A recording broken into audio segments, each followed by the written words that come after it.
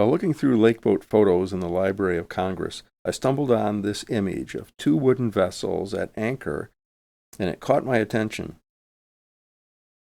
Who were they? And why were they there? On the bottom of the photo was written a simple description, quote, "Old-timers on the Detroit River." Of course, to any good boat nerd, these lakeboats are much more than that. They have a story to tell, and this is a how-to lesson in the way to go about discovering their story yourself. So I call the lesson Old-Timers. The first step is easy. Zoom in and get a name. Here we go. A. Lopkins.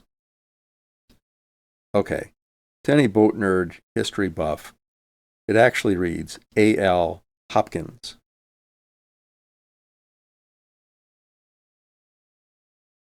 But what about that schooner next to her? In spite of the fact that these vessels are at anchor, there's a lot going on in this photo, and we need to study it closely. First, let's look closely at the stern of the schooner. Notice that she has no name.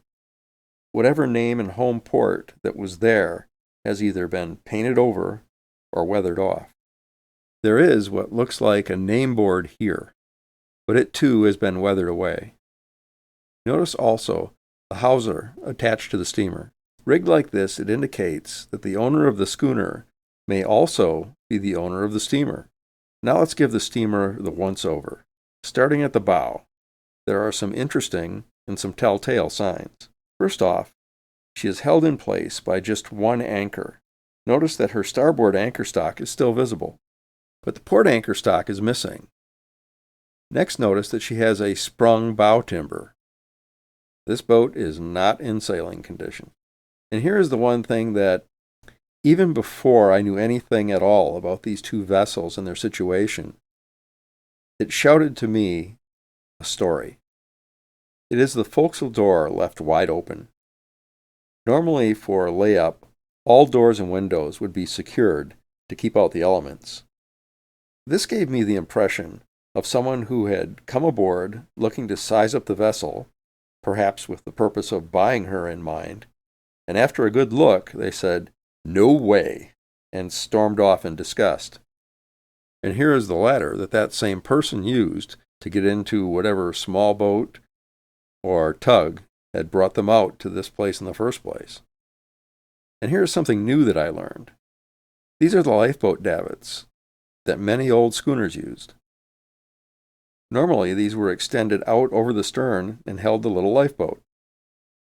In this case, the schooner's lifeboat has been removed, and the davits are folded up. I've been told that this was a feature on canal schooners. I never knew that these were hinged and could be folded in this manner. You learn something new every day. Now that we've gotten a close look at the photo, it's time to figure out the who, what, when, and why. In other words, it's time for the fun part, the detective work. Warning! For those of you who may tend to click off here and toss the boring flag, you'll do so at your own loss, because this little how-to research story took me to find events and people that I never expected, but it's not chock full of boat photographs. From court cases to shipwrecks to dynamite, you'll meet people and discover events that you never heard of before. Stick with me. Here we go. Start with what we know. First, we have the name of the steamer, A.L. Hopkins. Second, we know that the photo was taken by the Detroit Photographic Company because it's written on the picture. From my personal knowledge, I can tell you that the Detroit Photographic Company produced most of their images of this sort between 1900 and 1910. So that gives us an envelope in which to search and get the best results. My first stop was here, the Great Lakes Maritime Collection at the Alpena Library. They have some of the best material that's the easiest to access. Just type in the vessel's name. I just use Hopkins to make it easy. And boom. There she is. In fact, the photo that we've been examining is in this file. But we're not here for pictures. We're going for her history. After all, we've already seen the photo up close and personal. Let's take a closer look. The boat had an active history. She was constructed in 1880 and went into operation the following year. At the time, she looked like this. Key to our search is the fact that in 1902 she was cut down to one deck in order to carry lumber. That gave her the configuration we see in our photo. And we can also see that her end came when she foundered on Lake Superior in 1911. So our search envelope has been narrowed to between 1902 and 1911. In that envelope, she had two owners, John Dorrington and Lawrence Brown. My big research rule is, if you want to learn about the boat, learn about the people. We'll focus our search first on Dorrington, because he's first on our list, and especially because his name is unique, and a name search will yield more specific results. Now we go here, the Maritime History of the Great Lakes website. Plug in Mr. Dorrington.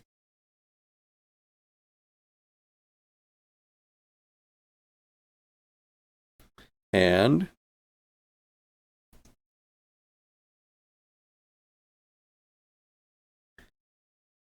it looks like old Dorrington was fairly active during our search period. Let's take this 1901 article. Although it's out of our envelope by a year, I always like to overlap a bit. You never know what you're going to get. Okay, here we go. To save you folks some reading, this piece talks about a schooner barge that Dorrington owned. It broke loose in a squall, and without any crew on board, drifted down the Detroit River, only to bump into a dock and actually moor itself. It's a fun story. But in the final two sentences, the marine reporter, who knows the ways of these vessels, states that Captain Dorrington's barge would not know how to act if she were properly painted, because she has been a stranger to such for a long time. In other words, the schooner barge, which is named Maria Martin, is a dilapidated derelict. Considering that just 24 months later, that same Captain Dorrington would buy the A.L. Hopkins, the odds are very good that he moored the Hopkins to the Martin when the steamer was delivered to him in the spring of 1903. In the summer of 1903, Captain Dorrington went to court to sue Norman D. Carpenter, who sold him the Hopkins. His claim was that Carpenter, who was a very well-established vessel wheeler and dealer, had boasted that the Hopkins was in first-class condition. Yet when Dorrington went aboard to inspect his new boat, he found her to be unseaworthy and in need of a lot of repairs, especially to her boiler. He basically said, "No way," and stormed off the boat. There is no publication as to the court's decision in the suit that I have yet unearthed. But there is this 1906 pre-season listing of vessels that shows Carpenter as the owner of the Hopkins. Apparently, Captain Dorrington got his money back. Still, the story does not end well for Captain Dorrington. He'd kept the Maria Martin anchored in the Detroit River since he bought her in the summer of 1901, saying he intended to put a propeller on her and a steam engine and turn her into a lumber carrier. Anchoring her in the Detroit River was a cheap method to keep the vessel idle without having to pay a fee for a dock. Thus, when he got the Hopkins, he had her delivered and rafted to the Martin, and it wasn't costing him a dime.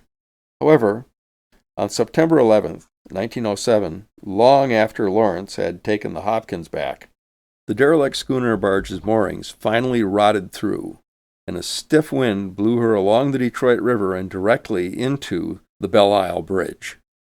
She later sank on a shoal near where the James Scott Memorial is today. She rested there until 1910, when the Department of War decided to take action and have her removed as a menace to navigation. When the removal crew showed up, they were greeted by Captain Dorrington brandishing a firearm and a sign warning everyone, including the government, to keep their mitts off of his boat. Of course, the government won, and Captain Dorrington was taken ashore quietly, never to be heard from again. The Martin was then towed down the Detroit River to the home of E.A. Patton, which was located, quote, down the bank in Malden, unquote. He intended to use her as a breakwater. Mr. Patton never got around to making the breakwater, and the derelict sank in place, where she remained until 1935, when erosion from the Detroit River's current set her moving again, this time toward the busy shipping channel. She was subsequently dynamited as a menace to navigation. Launched in 1866, the Maria Martin, at the age of 69, really earned the title of old-timer on the Detroit River.